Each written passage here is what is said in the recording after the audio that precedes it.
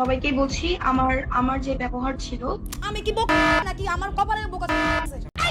আপনি রেপিস্টের হয়ে দালালি করতে থানায় ঢুকছে শেষ।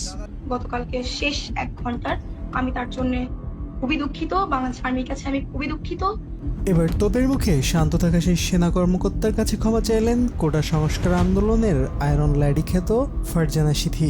ক্যাপ্টেন আশিক নামের সেনাবাহিনীর এই কর্মকর্তার সঙ্গে বাকবিতণ্ডতার ভিডিও ভাইরাল হলে তুমুল আলোচনা সমালোচনার মুখে পড়েন ফারজানা সিথি। কেউ তার পক্ষে আবার কেউ তার বিপক্ষে নানান ধরনের মন্তব্য ছুড়ে দিচ্ছেন। আপনি খারাপ। কেউ আবার সেখানে উপস্থিত থাকা সেনাবাহিনীকেও সাধুবাদ জানিয়েছেন। তবে সমালোচনার তোপের মুখে শেষ পর্যন্ত ক্ষমা চেয়েছেন ফারজানা সিথি। রবিবার নিজের ফেসবুকে এক ভিডিও বার্তায় সিথি বলেন, সবাইকে বলছি আমার গতকালের ব্যবহারের জন্য আমি খুবই দুঃখিত। এইরকম ব্যবহার আমার কোনোভাবেই করা উচিত হয়নি।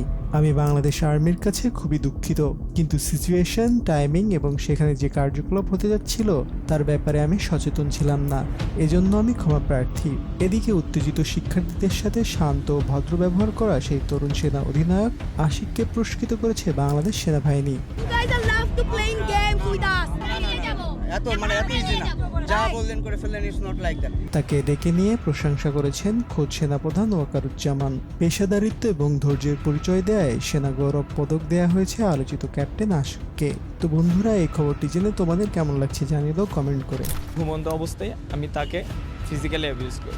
কি বললো? তোর গলায় পড়া দিলে কিছু হবে না।